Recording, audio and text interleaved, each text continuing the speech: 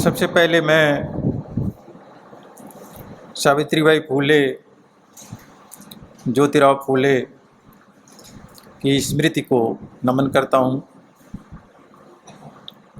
उसके साथ ही विपुला जी की स्मृति को सादर नमन करता हूँ। मंच पर विराजमान अध्यक्ष जी, अन्य साथियों के प्रति आदर भाव प्रकट करता हूँ और आप सबके प्रति एक विनम्र आदर भाव प्रकट करता हूँ और संवाद की इजाज़त चाहता हूँ।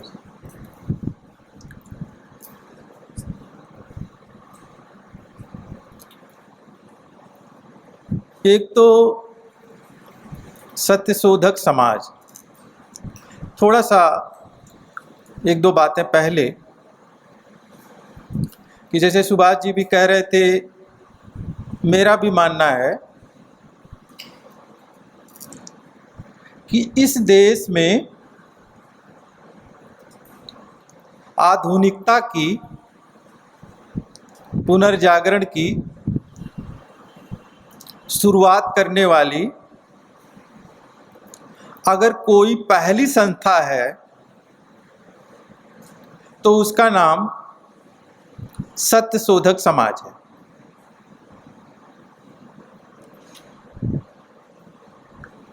लेकिन ये बात मैं कह रहा हूँ, सुभाष जी कह रहे हैं या बहुत सारे लोग कहते हैं, लेकिन ये देश ये बात नहीं मानता है। इस देश का प्रभावी बौद्धिक समाज इस बात को नहीं मानता है। इस देश का पाठ्यक्रम करने वाला जो इंटेलेक्चुअल बौद्धिक वर्ग है वो इस बात को नहीं मानता है, क्योंकि अगर वो ये इस बात को मानता तो प्राथमिक पाठशाला में, जूनियर हाई स्कूल में, इंटर कॉलेज में, ग्रेजुएशन में या पोस्ट ग्रेजुएशन में जरूर ये पढ़ाया जाता कि इस देश में आधुनिकता की शुरुआत करने वाली अगर कोई पहली संस्था है तो उसका नाम सत्यशोधक समाज है। यानी मेरे कहने से या सुभाष जी के कहने से ये पूरे देश का स्थापित स्वीकृत तथ्य नहीं है, यानी कोई मतभेद है। हम सभी लोगों ने एक चीज जरूर पढ़ी होगी कि भारत में पुनर्जागरण की शुरुआत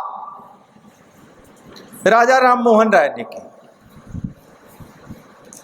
इसका मतलब यह हुआ कि यह मान्यता है कि भारत में आधुनिकता की शुरुआत ब्रह्म समाज की स्थापना यानी 1828 से हुई। अब मैं कह रहा हूं, इस नाते ये मान लिया जाए कि ब्रह्म समाज नहीं है पहली संस्था या राजा राम मोहन राय पुनर्जागरण के पहले हुआ नहीं है, मैं ये बात आग्रह नहीं कर रहा हूं। लेकिन ये क्यों है, ये विवाद क्यों है? पहली बात तो ये कि जब भी हम आधुनिकता या पुनर्जागरण या सुधार आंदोलन की बात करते हैं तो उसके केंद्र में एक बात होती है। हम यूरोप से एक बात लेते हैं क्योंकि ये शब्दावली यूरोप से आई है, जिन्हें हम पुनर्जागरण कहते हैं या आधुनिकता कहते हैं। और उसमें एक बात सबसे केंद्रीय पढ़ाई जाती है कि मध्यकाल यानी सामंती समाज और आधुनिकता के बीच विभाजक रेखा की पहली लाइन है आस्था की जगह तर्क की स्थापना। आस्था की जगह तर्क की स्थापना। अब मैं आता हूं ब्रह्म समाज। मैं इस पर बात नहीं करता कि ब्रह्म समाज क्या क्या करता था, उस पर नहीं जाता, बहुत विस्तार में बहस में भी नहीं जाता। ब्रह्म समाज में कुछ बहुत अच्छी बातें थी, इससे कोई इंकार ही नहीं करता है।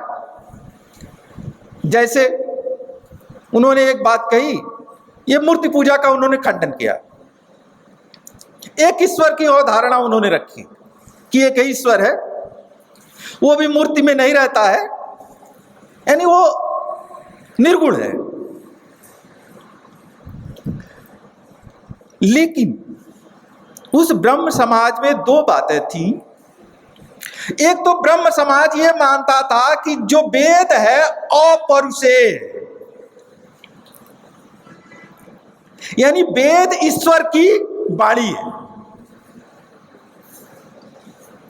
और वेद को अपने प्रस्थान का मुख्य आधार मानता था।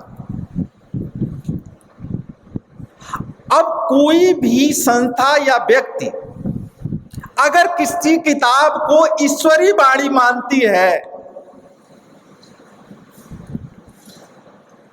और उस किताब से अपना प्रस्थान लेती है, तो उसके लिए आस्था जो है वो मुख्य चीज है, तर्क नहीं। ब्रह्म समाज तर्क करता था, बहुत सारे तर्क ब्रह्म समाज ने किए, लेकिन ब्रह्म समाज आस्था और तर्क के मामले में निर्णायक नहीं था कि निर्णायक चीज क्या है, तर्क या आस्था।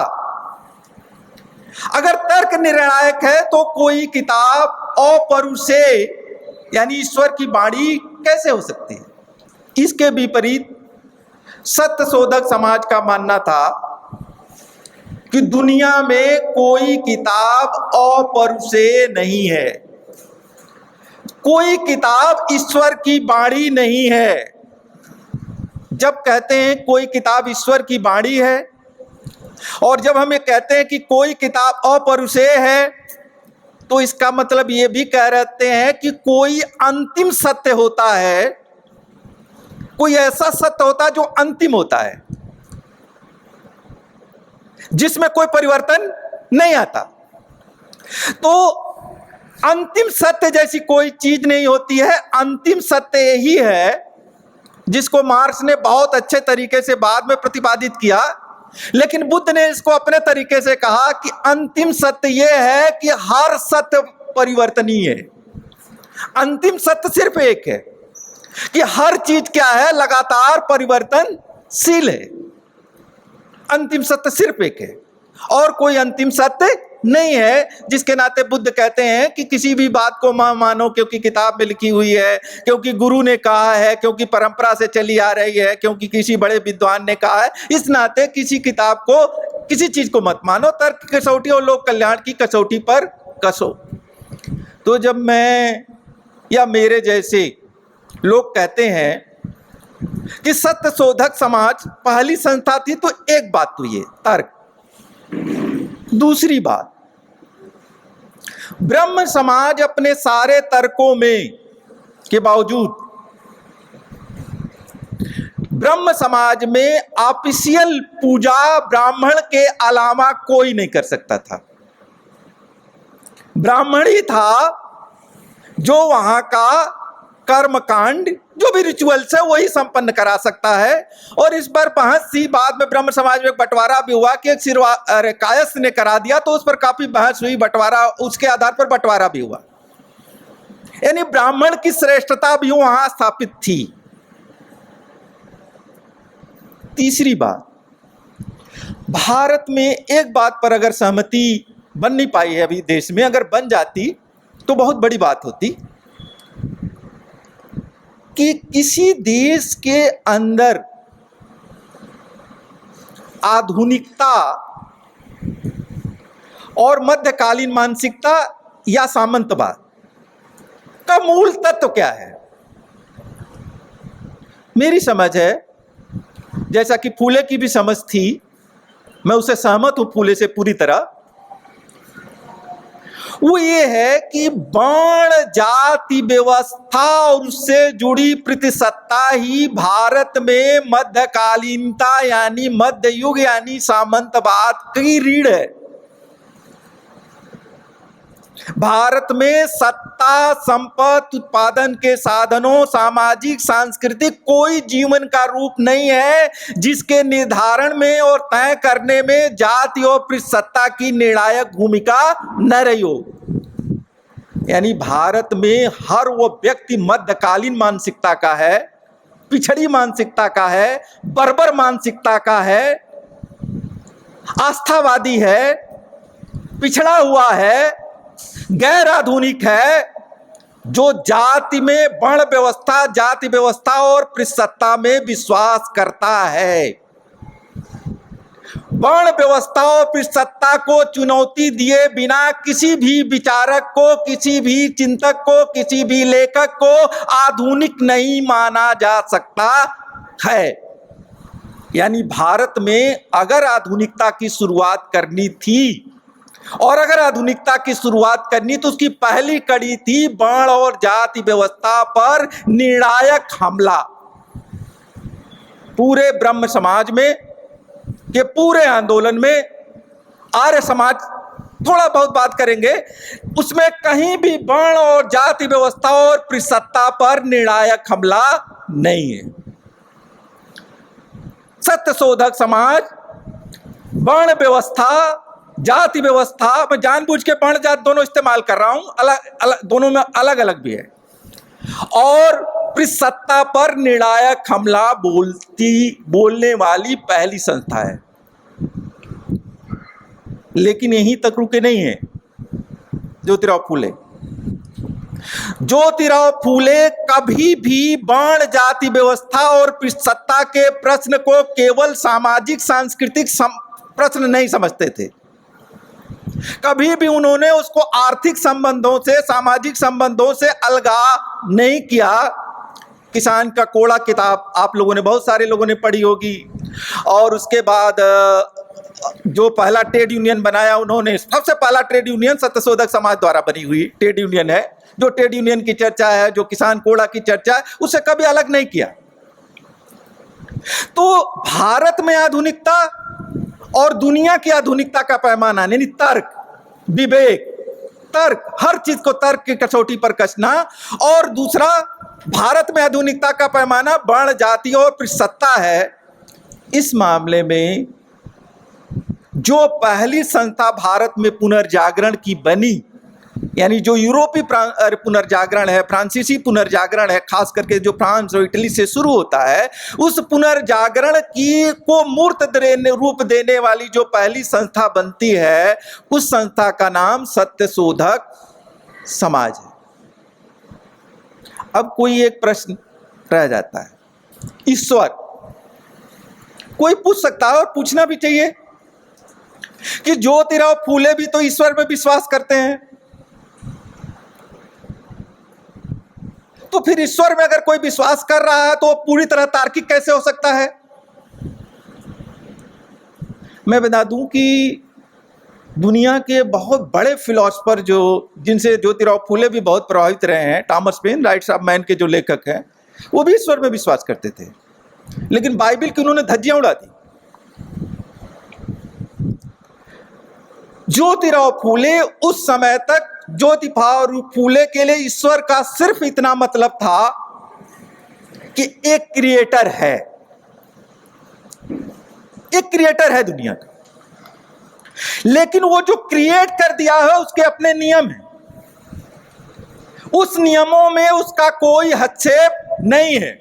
यानी दुनिया की, चाहे फिजिक्स की गति हो, चाहे भूगोल की गति हो, चाहे समाज की गति हो, चाहे संबंधों की गति हो, चाहे अर्थव्यवस्था की गति हो, उसमें वो ईश्वर कोई हस्तक्षेप नहीं करता है, किसी तरह का उसका हस्तक्षेप नहीं है। ये सब नियम है, उन नियमों से संचालित होता है। और अभी उपलब्ध कराया सुभाष जी ने, बहुत ही महत्वपूर्ण चीज है, ऐतिहासिक दस्तावेज उपलब्ध कराया, मैं परिचित नहीं था, बाई चांस उसको पढ़ गया, जो उनके 3 महत्वपूर्ण लेख हैं, जिसमें वो डार्विन के विकासवाद की बात करते हैं। मार्क्स की थियरी की हम कल्पना नहीं कर सकते थे, मार्क्स खुद ही भूरी भूरी प्रशंसा करते हैं डार्विन की, कि पूरा प्राणी जगत, ये सारा विकास ही कैसे हुआ है। उस पूरी डार्विन की थियरी से ज्योतिराव फूले परिचित हैं। वास्को डी गामा की यात्रा तक से परिचित हैं, रोम की यूनान की सारी फिलॉसफी से परिचित हैं, और विकासवाद के पूरे सिद्धांत से परिचित ही नहीं है, उसको स्वीकार भी करते हैं। तो मैं इस बहस में थोड़ा जाते हुए ये बात जरूर करनी चाहिए, एक बात को हम लोगों को सेटल करना चाहिए, आज ही नहीं सेटल हो जाएगी, कि आखिर क्यों सारे पैमाने हमें बहुत साफ साफ दिखते हैं कि वो पहली संस्था है और दूसरे लोगों को नहीं दिखते हैं। आखिर इसके कारण क्या है? एक बात यहाँ मैं थोड़ी सी रेखांकित करना चाहता हूँ। मैं भी अपने जीवन के करीब, जैसा कि इसमें विवरण में भी रख रहे थे साथी, 20 सालों से कम्युनिस्ट पार्टियों के संपर्क में आ गया था। फिर छात्र राजनीति में 8-10 सालों 5-6 साल तक सक्रिय रहा, फिर किसानों में, मजदूरों में होल टाइमर रहा, 2005 तक कम्युनिस्ट पार्टियों में काम करता रहा। उसके बाद सावित्रीबाई फूले संस्थान बना करके हम लोगों ने काम करना शुरू किया। एक बात और यही रेखांकित कर लिया जाए कि आखिर ये सत्य शोधक समाज ही भारत में आधुनिकता की पहली संस्था रही है, पुनर्जागरण की पहली संस्था रही है, ये आज तक स्थापित क्यों नहीं हो पाया? या भारतीय पुनर्जागरण के जनक ज्योतिराव फूले हैं, राजा राममोहन राय नहीं है, ये स्थापित क्यों नहीं हो पाया? बहुत सीधी सी बात है। मेरा अभी तक का 3 चीजों से किसी आदमी की समझ बनती है। संवेदना से कोई राय बनाता है आदमी, कैसे? जो उसकी संवेदना होती है, भावना होती है, उससे भी राय बनाता है। बहुत सारी राय बनती है भावना से। दूसरी बनती है समझ से, कि पढ़ने लिखने और अनुभव से क्या समझदारी बनी है। भारत के ज्यादातर लोगों की जो संवेदना, समझ और आचरण होता है, वो उसके जाति से तय होता है। किसी की संवेदना कैसी होगी, किसी की समझ कैसी होगी और उसका आचरण कैसा होगा, ये उसकी जाति से तय होता है। जैसे एक दूसरी संस्था भी सत्यशोधक समाज से पहले बनी, उस संस्था का नाम है प्रार्थना समाज। वो 1867 में ही बन गई थी। महादेव गोविंद रनाडे, नो डाउट ये राजा राममोहन से बहुत ज्यादा आगे थे, इसमें भी कोई शक नहीं है कि जन के तर्क के बहुत प्रबल पक्षधर थे। इसमें भी कोई शक नहीं है कि आस्था को काफी खारिज करते थे। लेकिन सबसे ज्यादा ज्योतिराव फूले को जो इनसे दिक्कत थी, वो उनके आचरण से थी। जो आदमी बाल विवाह का, जिसकी संस्था का उद्देश्य, अभी तो और छोड़ दीजिए, जात पात तो छोड़ दीजिए, जिस व्यक्ति के संस्था का एक बड़ा उद्देश्य है बाल विवाह रोकना, वो व्यक्ति अपनी पत्नी के मर जाने पर 33 साल की उम्र में 11 साल की लड़की से खुद ही शादी कर लेता है। महादेव गोविंद रनाडे, यानी वो बात में थोड़ा आगे आते हैं, थोड़ा सा आगे बढ़ते हैं, लेकिन जब उनका आचरण आता है तो उस आचरण में, और इसी तरह उनके घर में एक विधवा थी, उसकी शादी की बात आती है तब भी पीछे हट जाते हैं, बहुत धिक्कारते हैं ज्योतिराव फूले। और डॉक्टर अंबेडकर का एक बड़ा भाषण है जिन्ना रनाडे गांधी, जिसमें वो गोविंदराव रनाडे की काफी तारीफ करते हैं, लेकिन जो उनकी सीमाएं हैं, वो सीमाएं क्यों हुई? क्योंकि उस संस्था में, और रनाडे खुद ही ब्राह्मण जात से थे, उस संस्था के ज्यादातर लोग ब्राह्मण थे। ये कैसे? एक विद्वान से विद्वान ब्राह्मण, जो संस्कृत का भी इतना ज्ञान, संस्कृत का प्रकांड पंडित, जैसे तिलक है संस्कृत के प्रकांड पंडित, मैं कहता हूं कि ज्योतिराव फूले की सारी ज्ञान के बावजूद भी ज्योतिराव फूले की उतनी पढ़ाई नहीं है जितना कि तिलक की पढ़ाई है। अंग्रेजी के प्रकांड विद्वान, संस्कृत के प्रकांड विद्वान, गीता रहस्य के लेखक, लेकिन इतना बड़ा विद्वान आदमी इस बात का भयंकर विरोधी है कि अंग्रेजों ने एक कानून बना दिया, सती प्रथा जैसे कानून का विरोधी है कि सती प्रथा खत्म होनी चाहिए, इसका भी विरोध करता है। और इस बात का विरोध करता है कि कितनी छोटी सी बच्ची के साथ कोई सेक्स संबंध बना सकता है, शारीरिक संबंध बना सकता है।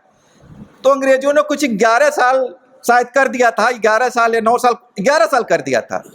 वो आदमी कहता इसका भी विरोध करता है, कहता नहीं 6 साल से भी कोई संबंध बनाना चाहे तो बना सकता है, इस पर कोई रोक नहीं होना। ये तिलक है।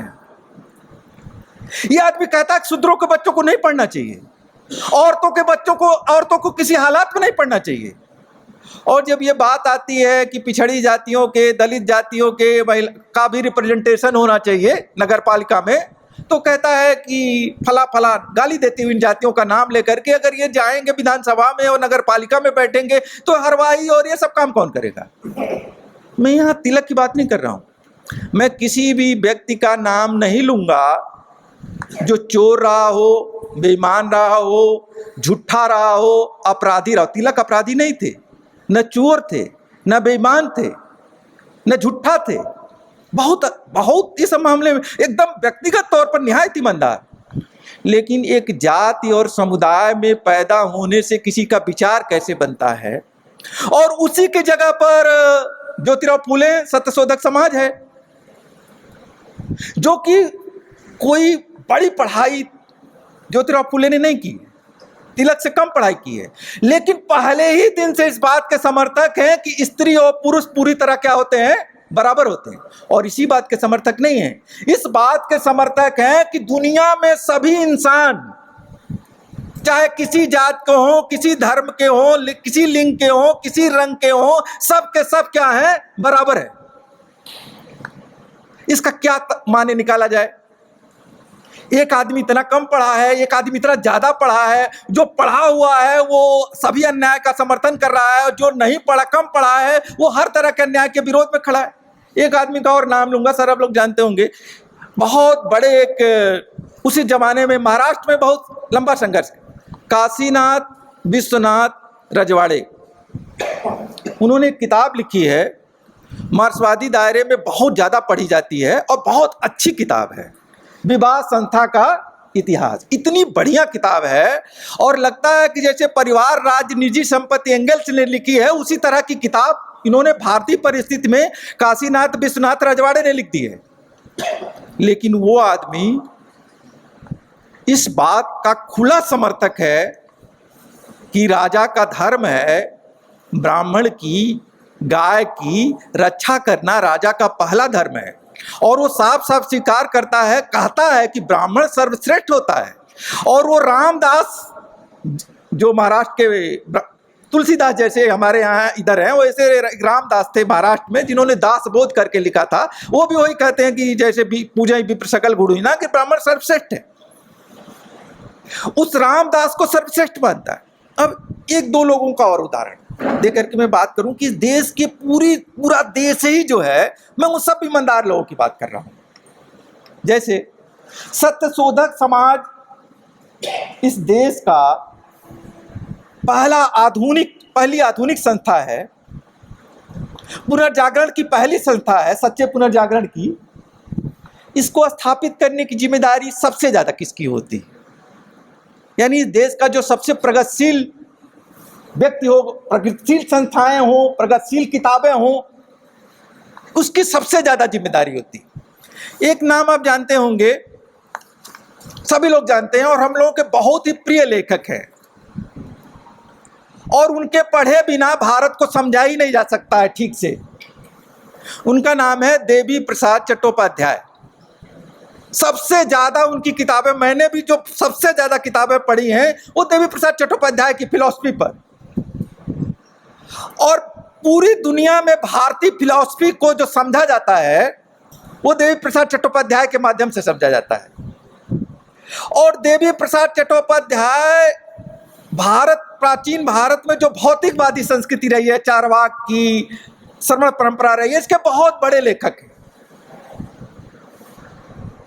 लेकिन मैं जब अपने ये चीज़ों को समझने की कोशिश कर रहा था, फूले को पढ़ रहा था, उसी दौरान फूले को पढ़ते पढ़ते पढ़ते अंबेडकर को पढ़ते पढ़ते फिर एक बार उनकी किताब पढ़ा, इंडियन फिलॉसफी।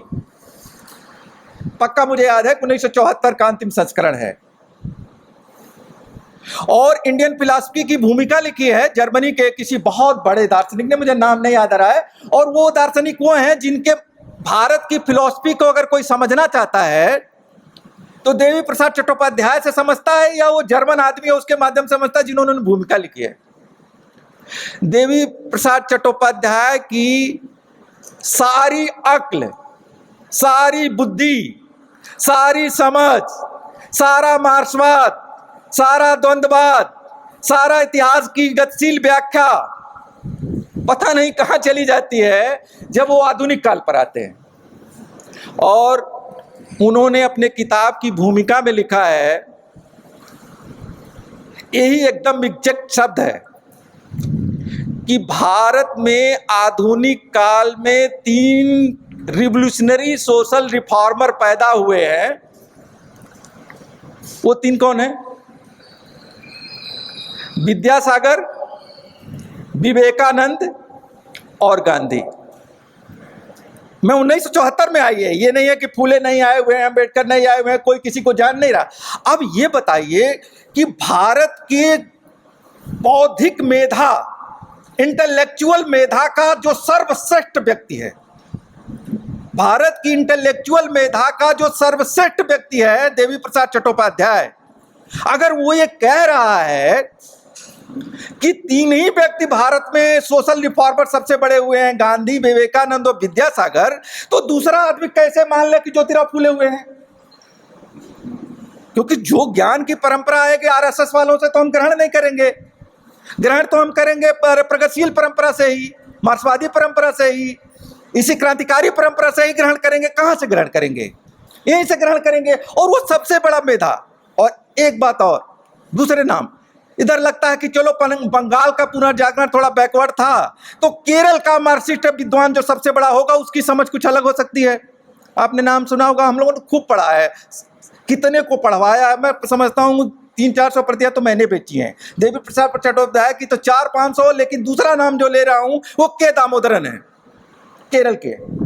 उनकी किताब है भारतीय चिंतन परंपरा, करीब 400-450 पेज की किताब है, और उसमें 200 से 250 पेज केवल आधुनिक काल पर है, और 250 पेज में 150 से ज्यादा पेज जो है भारत के मेकर्स पर है, कि जिन्होंने भारत बनाया, मॉडर्न भारत जिन्होंने बनाया है, और मॉडर्न चिंतन जिन्होंने किया है, और मॉडर्न चिंतन किया है ज्यादा पर है।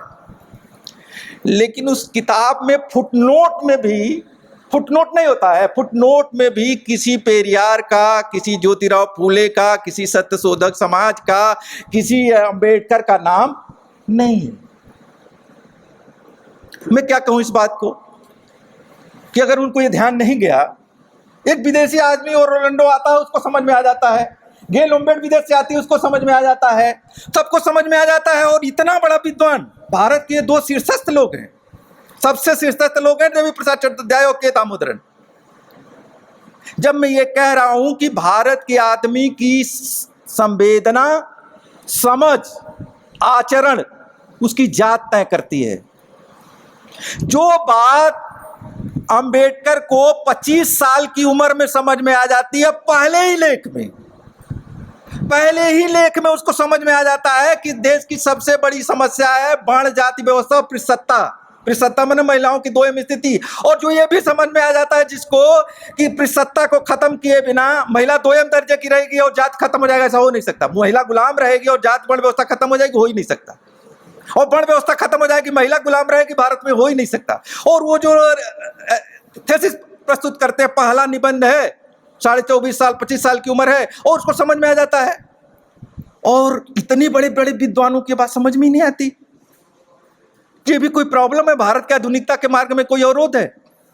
एक अंतिम बात कह के, क्योंकि इस पर ज्यादा समय लेना ठीक नहीं है, सबसे ज्यादा मेरे प्रिय कवि मुक्तिबोध है। मैंने मुक्तिबोध पर ही पीएचडी भी की है, लगातार पढ़ता रहा हूं, और आज भी मतलब पढ़ता ही रहता हूँ। अभी उनका आया था तो जहाँ जरूरत होती है सबसे ज्यादा उन्हीं का इस्तेमाल करता हूँ। अभी कुमारी के शैलजा ने वो लौटा दिया, अरे वो मैक्से पुरस्कार, तो उस समय मुझे लिखना था तो मुक्तिबोध से ज्यादा बेहतर कविता किसी की मिल ही नहीं सकती थी कि के शैलजा के लौटाने का माने क्या है, जैसा उन्होंने मानक खड़ा किया मैक्से लौटा करके। लेकिन देखिए, जात समझ, मैं तीनों कह रहा हूं, जात, संवेदना, समझ, आचरण, मुक्तिबोध के दो मेरे काम भी मुक्तिबोध की कविताओं पर है। और यहाँ तो हमारे सुरेंद्र पाल जी जैसे और बहुत सारे साथी बैठे हुए जिन्होंने मुक्तिबोध की एक एक पंक्तियां का अध्ययन किया होगा। मुक्तिबोध के दो खंडों की 200 से ऊपर कविताओं में एक पंक्ति भी नहीं है जहां ये लिखा हुआ, जहां ये निकलता हो कि वर्ण और जाति जनित दुख और से भी कोई दुख पैदा होता है। यानी वर्ण और जात का दुख भी कोई दुख है, क्योंकि कविता सबसे ज्यादा हृदय के करीब होती है, यहां से निकलती है, संवेदना से निकलती है, गहराई से निकलती है। और मुक्तिबोध जैसे प्रतिभाशाली, प्रतिबद्ध और महान प्रतिभा के धनी और मार्क्सवाद के पुरोधा तक को ये समझ में नहीं आती है कि वर्ण और जात से भी कोई दुख होता है, वर्ण जात का अपमान भी कोई अपमान होता है।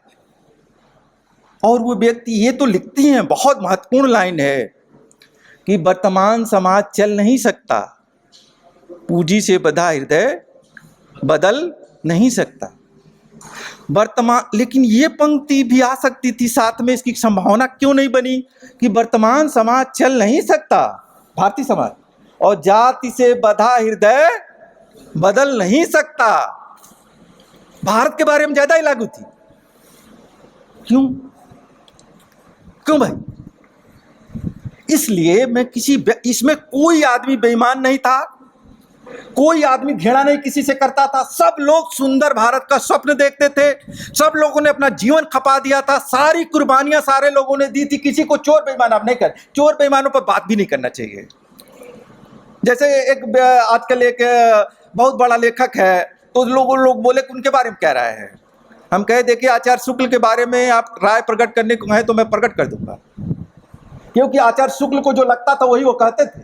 और उनको लगता था तुलसी सबसे बड़ा कवि है तो तुलसी सबसे बड़ा कवि है, वो ये नहीं कहते थे कि कबीर सबसे बड़ा कवि है। लेकिन वो जो विचारक है वो कहता है कि तुलसी भी सबसे बड़े कवि हैं और कबीर भी सबसे बड़े कवि हैं और राधा कृष्णन भी महान है और ज्योतिराव, तो वो तो बेईमान आदमी है और अपॉर्चुनिस्ट है। मैं किसी अपॉर्चुनिस्ट से कोई बात नहीं करता, क्योंकि वो उसका विचार ही नहीं है, वो तो उसका धंधा है। जिसका पक्का विचार है उससे बात होनी चाहिए ना। मैं जब मुक्तिबोध को कह रहा हूं तो क्यों मैं ये कह रहा हूं, जैसे होता है ना कि हमारे यहाँ कुछ वर्गीय समझ, मार्क्सवाद की जो वर्गीय समझ है बहुत भोथरी बना दी गई है। मार्क्स की 2-3 बातों को अगर हम लोगों ने मान लिया होता, सत्यशोधक समाज के संदर्भ में कह रहा हूं, सत्यशोधक समाज उसको मानता। दुनिया का इतिहास वर्ग संघर्षों का इतिहास है। प्रगतिशील और प्रतिक्रियावादी वर्ग आपस में टकराते रहते हैं, तो भारत का इतिहास भी वर्ग संघर्षों का इतिहास होगा और भारत में भी प्रगतिशील और प्रतिक्रियावादी वर्ग टकरा रहे होंगे। तो ये मध्यकाल में अनसेटल्ड कैसे हो गया कि अगर मध्यकाल में कोई वर्ग संघर्ष चल रहा था तो उसके कोई प्रतिक्रियावादी और प्रतिक्रियाशील वर्ग होंगे। तो तुलसी किसमें है?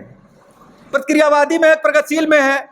और मैं कह रहा हूं कि जब जात से तय होता तो यहां भी देख लीजिए, अगर वर्ग से केवल तय होता तो मध्यकाल के कवियों में सबसे दलित तुलसी है। इतना दलिद्र है कि जीविका विहीन लोग सिद्धमान सोच बच कहां जाए क्या करी। मैंने ये इतना भूख का इतना वर्णन तो कबीर वबीर क्या नहीं मिलता है। और अपना भी बताता है कि मैं उपेक्षित था, गरीबी में जिया, सबसे गरीब है। लेकिन कहता क्या है, जी में स्वतंत्र हो बिगड़े नारी, तो कहता ही है पूजा विप्र सकल गुरु ना। पूरा रामचरितमानस इसी बात के लिए लिखा गया है कि ब्राह्मण श्रेष्ठ होता है। राम का जन्म भी इसी बात के लिए होता है कि द्विजहित ब्रह्म गाय द्विजहित में लीन मनुज अवतार। तो मैं ये कह रहा हूं कि दिक्कत सत्यशोधक समाज के साथ ये हुई कि ज्ञान की पूरी परंपरा पर जिनका कब्जा था, अरे ये आरएसएस वाले तो अभी आए हैं ना भाई, ये कितना दिन हो गया, ये विश्वविद्यालयों पर छा गए आरएसएस वाले, तो इनको आए तो अभी 5-7 साल 8 साल हुआ। इस ज्ञान की परंपरा पे तो हम छाए हुए थे। हम मार्क्सिस्ट लोग, हम प्रगतिशील लोग, हम क्रांतिकारी लोग या लिबरल लोग, हम ही तो छाए हुए थे।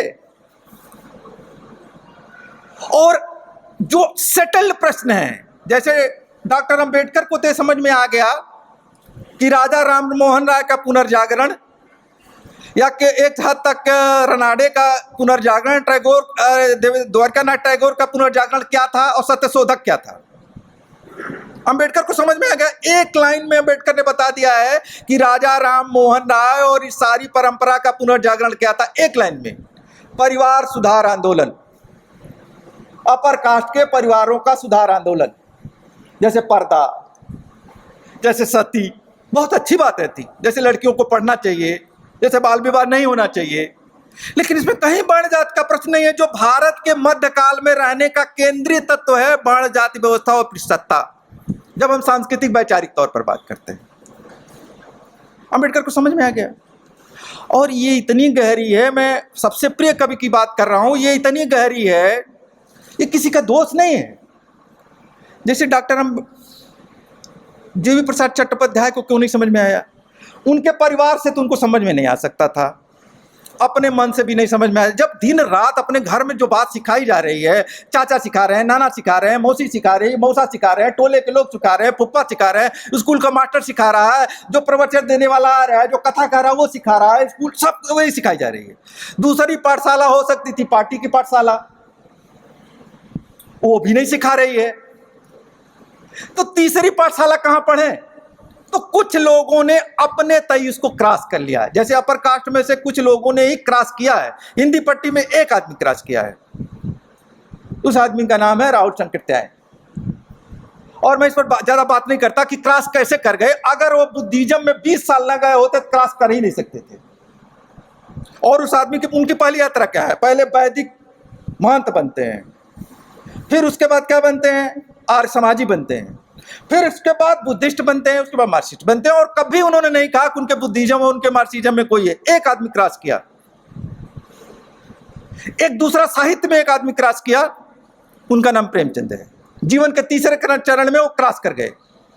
पहले चरण में तो उनके सारे नायक सामंती उदात लोग हैं, अपर कास्ट के मर्द महिलाएं, बीच में मध्य वर्ग के लोग क्रॉस कर गए। अब मैं इस पर ज्यादा नहीं, मैं ये कह रहा हूं कि बुनियादी बात यह है कि इस देश की जो समझ, संवेदना और आचरण, गांधी जैसे संवेदनशील आदमी को, दुनिया के इतने पढ़े लिखे आदमी को 32-33 तक जाति का गुणगान, पहले आर्य श्रेष्ठता का गुणगान कि आर्य महान होते हैं, गांधी की विकास यात्रा है, अच्छी बात है, विकास यात्रा है। फिर उसके बाद जो यहाँ से गए हुए, अरे अफ्रीका में जो यहाँ से गए हुए लोग हैं तो उच्च जाति वाले महान और गिरमिटिया वाले नीच, गांधी की बात है। फिर अरे भारत आते हैं तो जाति महान, और यहाँ तक कहते हैं 32-34 में जाकर के, अरे अरे वहां पर तमिलनाडु में, कि ब्राह्मण जो होते हैं वो यूनिवर्स के फूल हैं, और यूनिवर्स के फूलों को पिछड़ी दलित जातियों के लोग रौंदने की कोशिश कर रहे हैं, लेकिन ये कभी सफल नहीं होंगे। और जीवन के अंतिम समय तक उनको समझ में आता रहता है कि वर्ण व्यवस्था बहुत अच्छी है। मैं इसका कोई और कारण नहीं मानता, इसमें कोई अपराधी नहीं था, कोई बेईमान नहीं था। किसी को मैं धूर्त नहीं कहता, ये बहुत आसान काम है, किसी को धूर्त कह दो, बेईमान कह दो, ये कह दो, वो कह दो। मैं धूर्त बेईमान नहीं कहता किसी को। मैं तो नेहरू की बात कर रहा हूं। अंतिम बात, नेहरू की बात खत्म करने, ये टाइम ज्यादा थोड़ा ले लेगा। नेहरू जैसा आदमी जो यूरोप में पढ़ा है, सेकुलर है, कोई बहस ही नहीं है, सेकुलर है, मॉडर्न है, तार्किक है, आरक्षण के बारे में उसकी राय क्या है? आरक्षण कुछ नहीं है। सभी दुनिया जानती है कि आरक्षण सिर्फ जो इस देश के अंदर सभी स्रोत संसाधनों पर, नौकरी हो, खेती हो, बारी हो, दुकान हो, दौलत हो, उसका एक आरक्षण था कि ब्राह्मण के पास होगी, क्षत्रिय के पास होगी, बनिया के पास होगी, यानी जो द्विज हैं उनके पास होगी। आरक्षण क्या था? उन संसाधनों में से थोड़ा सा छीन लेने, यानी जो 100% आरक्षण था, उस आरक्षण को तोड़ने की एक व्यवस्था है, जो दलितों को, पिछड़ों को आरक्षण दिया गया। आरक्षण के बारे में नेहरू की राय क्या है? अनजाने तरीके से आपका जो जाति होती है वो कैसे बनाती है, आपका जो क्लास होता है वो कैसे, क्या राय है? 1964 में उन्होंने मुख्यमंत्रियों को एक पत्र लिखा जिसमें लगता है कि बहुत खराब शब्द इस्तेमाल कर रहा हूँ, जैसे सड़क छाप कोई अपर कास्ट का आदमी कहता है आरक्षण के बारे में। लिखते हैं मैं आरक्षण से घृणा करता हूँ, मुख्यमंत्रियों को पत्र है, मैं आरक्षण से घृणा करता हूँ, इससे योग्यता का हनन होता है, प्रतिभाओं का वो होता है। पूरा पत्र छपा हुआ है एक्सपोर्ट में, जो उनको मुख्यमंत्री को लेकर पत्र उसमें छपा हुआ है। उनको समझ में ही नहीं आता कि भारत में जो एक वर्ग, जैसे ये तो समझ में आ रहा है कि वर्ग संघर्ष चल रहा है तो 2 पैसे की भी लड़ाई होती है कि मजदूर का 2 रुपया बढ़ जाए। ये भी वर्ग संघर्ष का आरक्षण एक पार्ट है कि जिनके पास कुछ भी नहीं था उनको थोड़ा सा कुछ मिल जाए। इनको नहीं समझ में आता। अंबेडकर को बहुत पहले समझ में आ जाता है। मैं यहाँ ये बात फिर से रखना कि जो सत्य शोधक समाज किस पूरे देश के अंदर, मैं ज़्यादा सत्य शोधक समाज के तथ्यों में इसलिए नहीं गया कि मैं जानता हूँ बराबर बात होती रहती होगी, कि जो सत्य शोधक समाज की एक परंपरा स्थापित हो सकती थी उसको 2 ही लोग, तीन धाराएं महत्वपूर्ण तौर पर रही, 4 धाराएं कह सकते हैं महत्वपूर्ण तौर पर रही हैं। लिबरल धारा जिन्हें उदारवादी कहते हैं परंपरागत तौर पर, जिसके एक पार्ट नेहरू जी हुए थे। दूसरा हम कहते हैं कि क्रांतिकारी धारा या प्रगतिशील धारा, जिसके मार्क्सवादी लोग हैं। एक धारा है फूले अम्बेडकर पेरियार की, तीसरी धारा, एक चौथी धारा आरएसएस वालों की है। 4 धाराएं मोटी मोटा थी और इसमें एक सोशलिस्ट को मान ले तो भारत में 5 धाराएं थी जो आपस में टकरा रही थी। 4 धाराओं की जिम्मेदारी थी को सच को स्थापित करें। लेकिन यहां क्या सच स्थापित होगा? जिस आदमी को शिक्षक दिवस जिसके नाम पर मनाया जाना चाहिए वो सावित्रीबाई फूले हो सकती हैं, और शिक्षक दिवस किसके नाम पर मनाया जाता है? जो घोर कहता है कि महिलाओं को पुरुषों के अधीन ही रहना चाहिए, राधा कृष्णन। जो कहता है कि ब्राह्मण श्रेष्ठ होता है और जातियां नीच होती हैं। थेसिस चोर हो तो छोड़ दीजिए, थेसिस चुराया था नहीं चुराया था वो तो एक अलग बात है, नहीं भी चुराया हो तो मेरे ऊपर कोई फर्क नहीं पड़ता। लेकिन उसका जो विचार है उसको देखिए, और वो शिक्षक दिवस है, और उस शिक्षक दिवस पर सबकी सहमति, किसी येचुरी ने, किसी प्रकाश करात ने, किसी हर्षचंद्र सुरजीत ने, किसी अरे लोहिया ने, किसी उसने ये सवाल नहीं उठाया कि ये आदमी कैसे, भाई ये कैसे हो सकता प्रतीक भारत का। तो मैं यहां ये कह रहा हूं कि जब से एक क्यों संजोग, केवल अगर पहचाना सबसे पहले फूले को सबसे अच्छे किसी ने पहचाना तो उस व्यक्ति का नाम है अंबेडकर, और जिन्होंने सत्य शोधक समाज को पहचाना। अंबेडकर, जो मार्क्स कहते हैं कि इस दुनिया का इतिहास वर्ग संघर्षों का इतिहास है और प्रतिक्रियावादी और प्रगतिशील वर्ग टकराते रहते हैं, तो कोई प्रगतिशील परंपरा भारत की होगी और कोई प्रतिक्रियावादी परंपरा होगी। इस देश में मार्क्स के आधार पर अगर किसी ने प्रगतिशील परंपरा को चिन्हित किया तो पहले आदमी फूले हैं, और उसको रेखांकित कर दिया किसी ने तो अंबेडकर हैं। अंबेडकर 3 गुरु मानते हैं। पहले गुरु बुद्ध, भारत की प्रगतिशील परंपरा प्राचीन काल में उसके प्रतीक बुद्ध है। दूसरे गुरु कबीर, और तीसरे गुरु किसको कहते हैं? ज्योतिराव फूले को। तीसरे गुरु का मतलब ऐसा दूसरा तीसरा नहीं है, यानी मध्य काल में गुरु खोजना है तो कबीर, प्राचीन काल में आधुनिकता का गुरु अगर खोजना है, ऐसा नहीं है राजा राम मोहन राय को नहीं पढ़े हैं, काशीनाथ विश्वनाथ नजरारे को नहीं पढ़े अंबेडकर, भंडारकर को नहीं पढ़े अंबेडकर। बहुत ज्यादा इतना उदाहरण दिया है भंडारकर का और काशीनाथ विश्वनाथ नजराने का अपनी किताबों में भरा पड़ा है।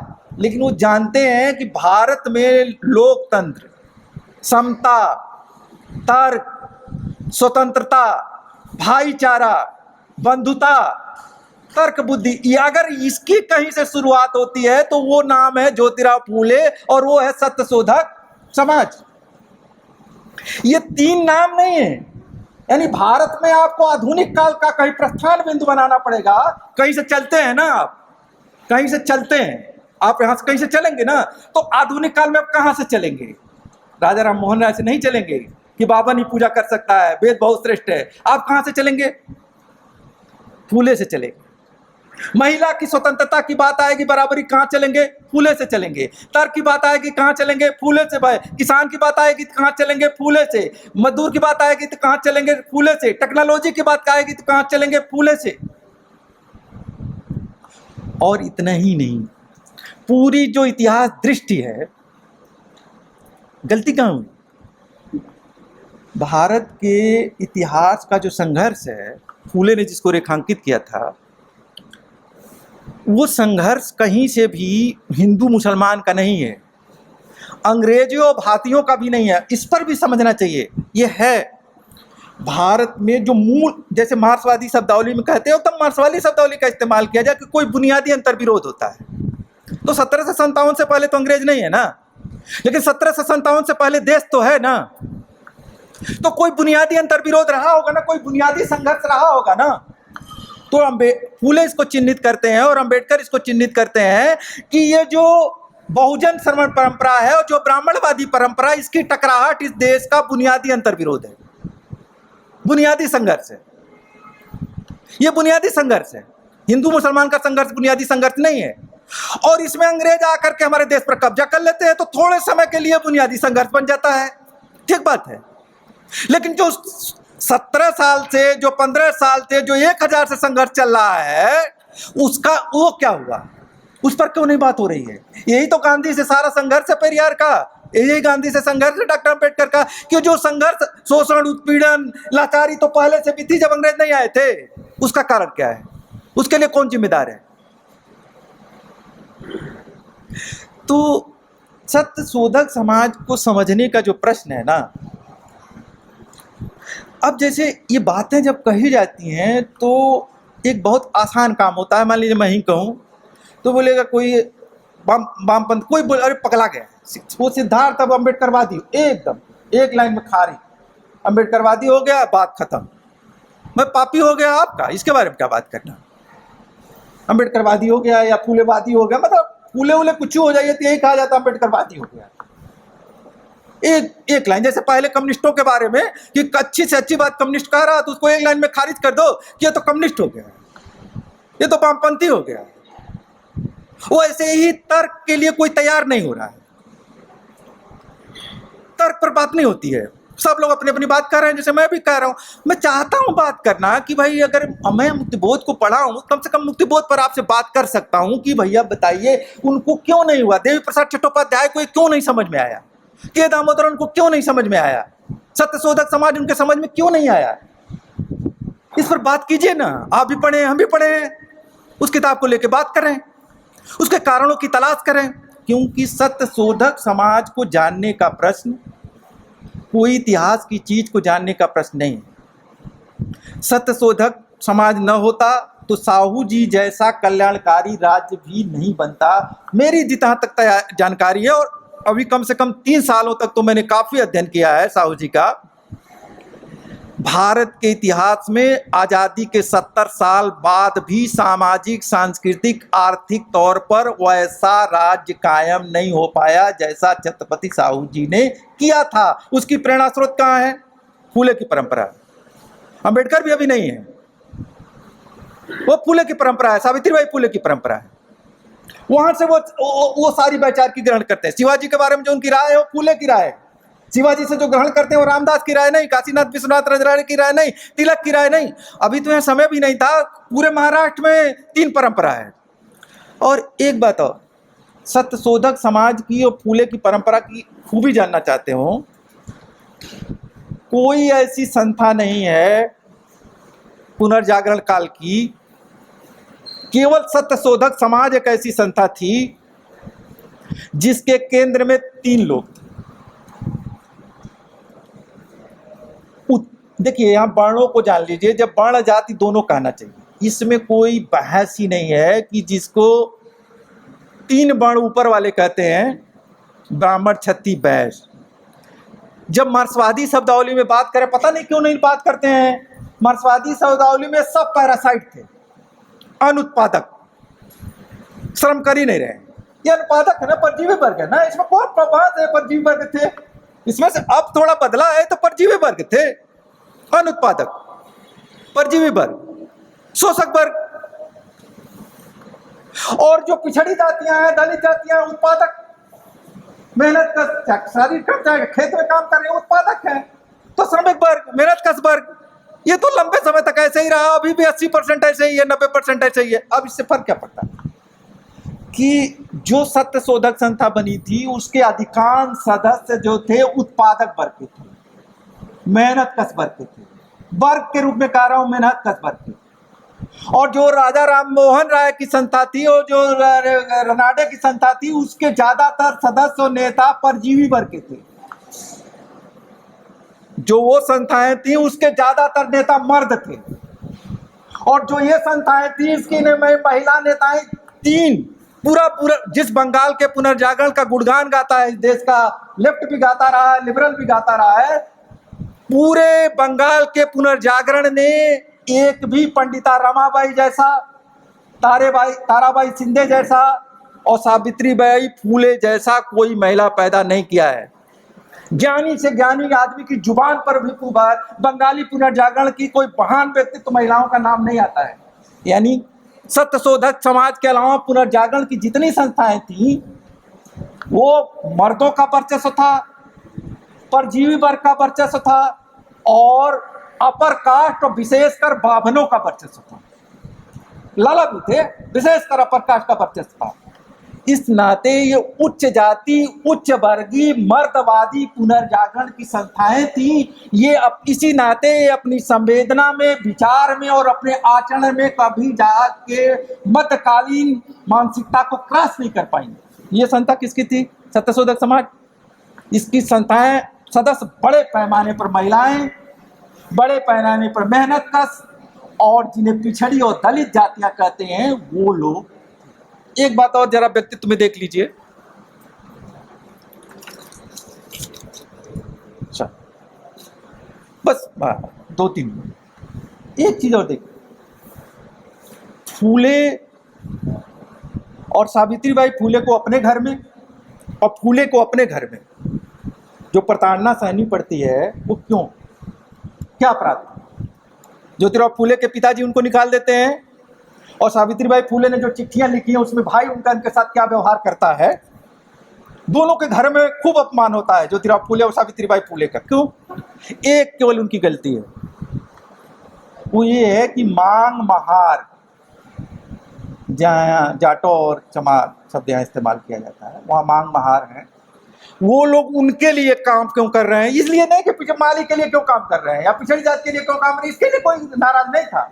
मांग महार के लिए क्यों? यहाँ भी मार्क्स की बात देखिए, फूले इस देश का जो सबसे मेहनत कश वर्ग है, दलितों से ज्यादा मेहनत कश वर्ग कोई नहीं रहा है, इस पर कोई बहस नहीं है। और जो सबसे मेहनत कश वर्ग है वही सबसे क्रांतिकारी वर्ग होता है, मार्क्स भी कहते हैं। और उसमें भी सांस्कृतिक तौर पर और ज्यादा उत्पीड़ित हो दुनिया के मेहनत कशों से, तो उसकी क्रांतिकारी चेतना और बढ़ जाती है। सबसे क्रांतिकारी वर्ग के हितों के लिए फूले निर्णायक तौर पर खड़े। ये कहीं भी प्रार्थना समाज या ब्रह्म समाज में कहीं दिखाई नहीं देती। तो मैं अपनी बात के अंत में ये कहूं कि इस देश को, ये तो अभी जो नया समाज बना है, सामाजिक सांस्कृतिक जो संकट है, मैं आर्थिक संकटों पर बात ही नहीं को बता रहा है ना कि भारत कम से कम उत्तर भारत मध्यकाल से बाहर नहीं निकला है। बर्बर मध्यकाल में उत्तर भारत है। किसी बाप को 2 मिनट भी नहीं लगता है अपनी बेटी की हत्या कर देने में और सीधे जला देने में, अगर वो किसी लड़के से शादी कर ले जो उसकी जात का न हो। वो हिंदू हो सकता है, मुसलमान भी हो सकता है। दोनों घटनाएं एक के दिन हो गई थी, अभी 2 दिन पहले। इतना बर्बर हिंदी पट्टी क्यों? क्योंकि इस हिंदी पट्टी में ये मध्यकाल में जीता है, बर्बर मध्यकालीन मानसिकता का पट्टी है। इसका आधुनिकीकरण हुआ ही नहीं। और हिंदी पट्टी का आधुनिकीकरण न करने के चलते जो इस देश की पॉलिटिक्स है, 204 सीटें तो 4 राज्यों में है लोकसभा की। दक्षिण भारत तो कहीं हवा है। पूरे दक्षिण भारत में कोई हार जाए तो भी यहाँ अगर 4 राज्यों में जीत जाए तो पूरे देश में शासन करेगा। तो ये जो हिंदी पट्टी का आधुनिकीकरण नहीं हुआ है,